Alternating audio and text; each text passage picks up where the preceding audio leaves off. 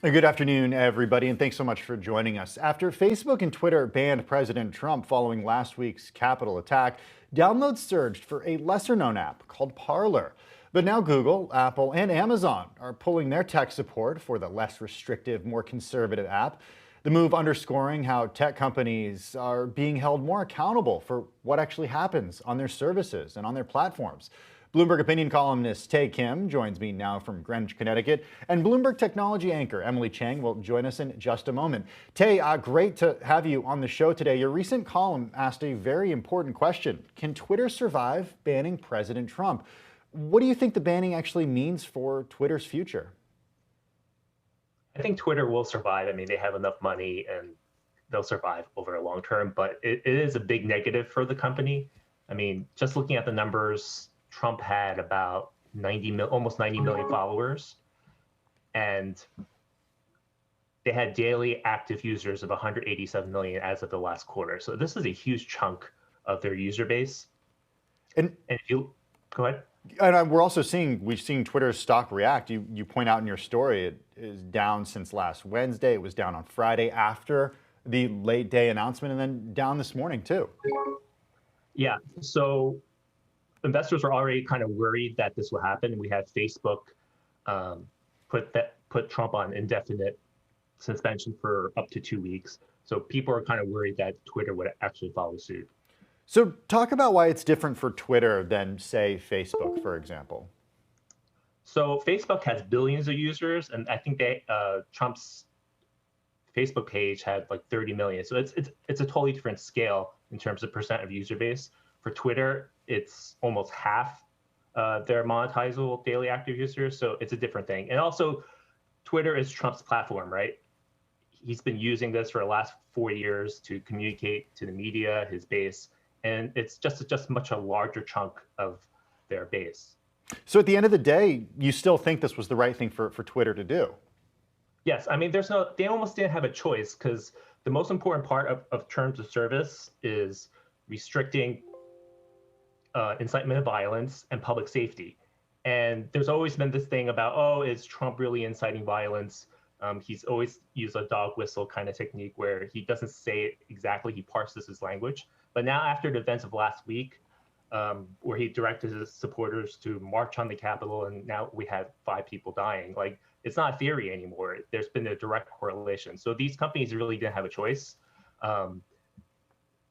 With Parlor, also with Amazon Web Services and the app stores, they saw like there are more posts on Parlor planning for future attacks. So I mean, after what happened last week, there is no choice.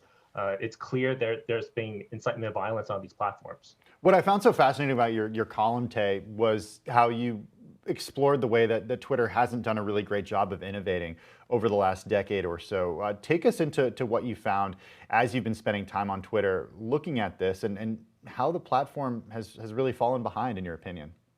So if you look at the last decade, Twitter really hasn't innovated that much. I mean, their biggest innovation has been like doubling the character count. People ask them to do this and that, but it's pretty much the same service over the last 10 years. So they've really haven't kept up with their peers in terms of ad technology platform, in terms of being more transaction oriented like Facebook and Snapchat. They've had these security lapses last year. I mean, we saw what happened last year.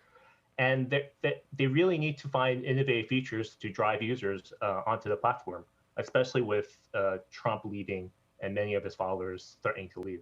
So what I brought up in the column is that they're trying. The last few months, I have to give them credit that they're trying. They launched Fleets, which is an Instagram stories, Snapchat stories clone, but it's not that great. And just anecdotally, when I use it, like half the fleets are just screenshots of tweets. So it's kind of defeats the purpose of the feature. They're testing this Clubhouse clone audio-based chat rooms. But I think Twitter investors a year from now are going to look back and say, wow, like we have Clubhouse taking off, like it's surging growth. Substack, which is the email newsletter service that tons of people on Twitter are putting their Substacks on their profiles. I've connected my Twitter account to both Substack and Clubhouse, and every day I get notifications from those 2 startups, which are like surging like crazy, that Twitter accounts I follow are starting email newsletters on Substack, and accounts on Clubhouse. So I think a year from now, we're going to look back and say, wow, Twitter missed the boat on these two great opportunities as well. Tay, I want to bring in Bloomberg TV technology anchor Emily Chang, who's joining us now live from San Francisco. Emily, what are investors telling us about the decision to ban the president, not just from Twitter, but from Facebook as well, and then Amazon, with Amazon Web Services pulling access to the social app Parlor?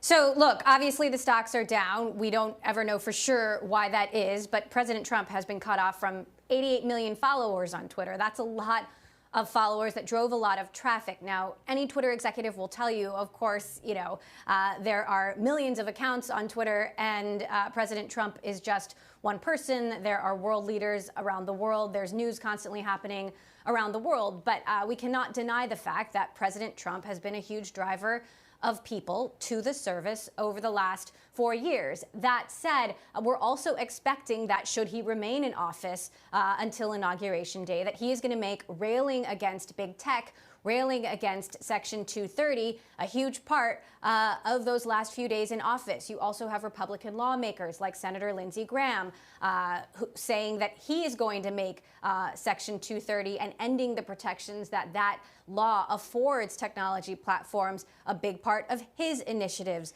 over the next days and weeks. There has been ongoing scrutiny of big tech companies from Washington, whether it's Twitter or Facebook or Amazon. And if these moves fire up the base, fire up certain constituents of the Republican Party, that could mean a big fight ahead for these platforms that depend on that law to shield them from certain liabilities that might be incurred from what their users post. So there's a lot that happened here, Emily, in the last 4 days when it comes to tech companies. The idea of Apple and Google being gatekeepers to the apps that we access because their app stores do control the vast majority of the platforms that we access these services on.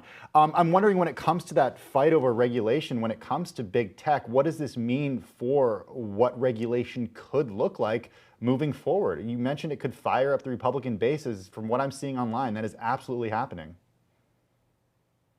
So look, I mean, it could be anything. It could mean, in the most extreme form, breaking up these companies. It could mean separating the App Store from Apple. Those are all very extreme scenarios. And I do want to point out that there are no legal issues here. These are private companies, and they can do business with whoever they choose to do business with. But there is an issue of principle and the principle of free speech. And what does that mean? And how much power do these platforms have? I mean, it is certainly astonishing that Facebook and Twitter, in a matter of minutes, could silence the president and cut him off from 88 million followers, no matter what the president has done, no matter what is happening amongst his followers or what is happening on Capitol Hill. I mean, companies like Google and Apple, it is customary for them to be a gateway to the apps that come on their platform. And the reasoning that they have given is that they believed that Parlor was being used to incite violence. Amazon Web Services, in a letter that we saw that Bloomberg obtained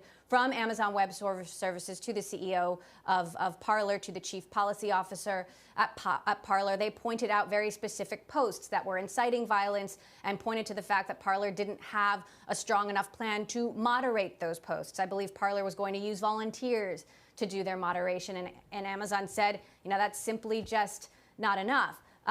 So certainly there is the question of what can a politician, a world leader say on one of these platforms, but then there's also the question of the power that these platforms have. Did it come down to a decision by Mark Zuckerberg and Jack Dorsey, just simply a gut feeling about what to do in that moment? That certainly seems like how this decision was made. And to be clear, Twitter has banned Trump forever, permanently. Facebook has banned Trump indefinitely, and Mark Zuckerberg said that would be for at least the next 2 weeks through Inauguration Day, but certainly it could last longer than that. And the fact that Twitter has made this decision to ban him permanently certainly means that Facebook, potentially Google with Trump's YouTube channel, will feel that pressure to do the same. Bloomberg Opinions, Take Him, and anchor of Bloomberg Technology, Emily Chang. Thank you to both of you for your time today. We certainly appreciate it.